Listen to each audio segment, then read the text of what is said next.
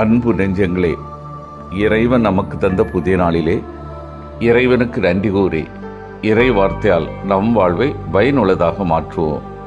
இறைவன் நம் அனைவரை நிறைவாக ஆசீர்வதித்து பாதுகாத்து வழிநடத்துவாராக. இன்றைய நற்செய்தி வாசு சிந்தனை, நிலை வாழ்வை உரிமையாக்கிக் கொள்வோம். மார்க்கு நற்செய்தி நூல் பிரிவு 10, இறை சொற்றொடர்கள் 17 முதல் 27 முடிய. இதன் விளக்கம் அறிவோம். நிலைவாழ்வு பெற விரும்பிய ஒரு நேர்மையாளர் இயேசுவை சந்திக்கிறார். இயேசு யூத தலைவர்கள் பல ஒதுக்கி கொண்டிருந்த ஒரு சூழலில் இந்த சந்திப்பு இயேசுவை நல்லவர், அதாவது கடவுளுக்கு நெருக்கமானவர் என அவர் அழைத்ததும் அவர் ஒரு பண்பாளர் என காட்டுகிறது. அவர் ஒரு பொறுப்பான நிலையில் இருந்திருக்கலாம்.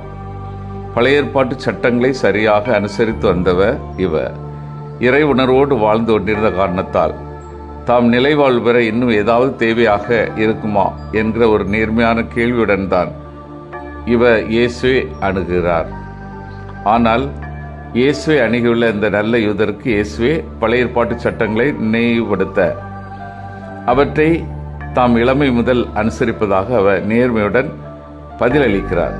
சட்டங்களை அனுசரித்தாலே தம் கடவுளுக்கு ஏற்றவர், தம்மை மிஞ்சி அருளாளர் எவரும் இல்லை என்று கருதப்பட்ட யூத கலாச்சாரத்தில் தாம் சட்டத்தை அனுசரிக்கும் தமக்கு நிறைவு இல்லாமல் இருந்தால்தான் இந்நேர்மையாளர் இயேசுவை நாடுகிறார். அவருடைய உள்ளுணர்வு பாராட்டத்தக்கது.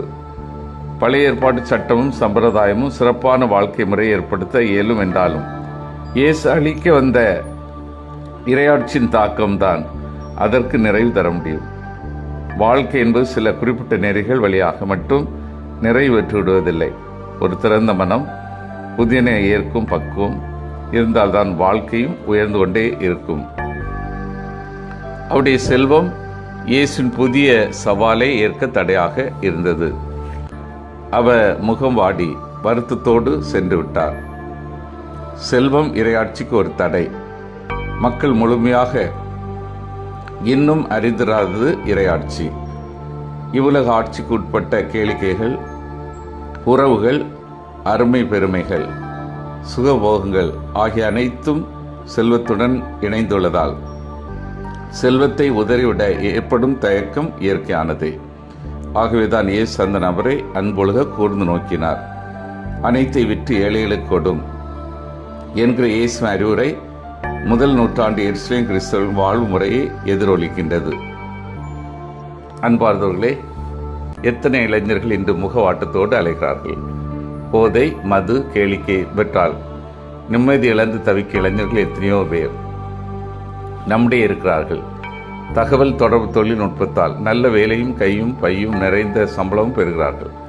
ஆனால் இந்த இளைஞர்கள் கூட்டம் ஒரு வகையான இடங்களில் அதிகம் கூடுவதாக படிக்கிறோம்.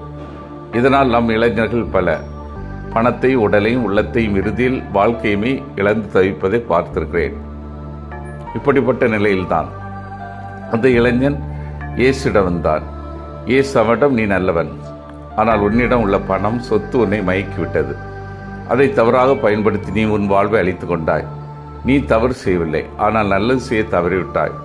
அதுதான் நீ சந்தோஷம் இல்லாமல் இருப்பதற்கு காரணம். ஆகவே இன்றிலிருந்து சில நல்லவற்றை செய்ய தொடங்கு என்றார். அந்த இளைஞன் இன்னும் முகவாட்டத்தோடு அலைந்து கொண்டிருக்கிறான். நம்முடைய வரவில் 1% கஷ்டப்படும் மாணவர்கள் கல்விக்காக கொடுப்போம். மாதந்தோறும் கருணை இல்லங்களில் வாழும் ஒரு குழந்தைக்கு கொடுப்போம். அதிலே கிடைக்கும் மகிழ்ச்சி உங்கள் வாழ்நாள் எல்லாம் உங்களையும் உங்கள் குடும்பத்தை மகிழ்ந்து நிறைந்து வாழச் செய்யும். தவறு செய்வதை விட பெரிய குற்றம் நல்லது செய்யாமல் இருப்பது. நல்லது செய்வோம், நலமே வாழ்வோம். சிந்தித்து தியானித்து செயல்படுவோம். இறைவற்றை விட செல்வத்துக்கு முக்கியத்துவம் நான் கொடுக்கிறேனா? ஒவ்வொரு நாளும் நான் இறைவனிடம் அவரது விருப்பத்தின்படி செயல்பட முன் வருகிறேனா? பகிர்ந்து வாழும் வாழ்வு உயர்ந்தது என்பதை உணர்ந்து நான் வாழ்கின்றேனா? மன்றாடுவோமாக.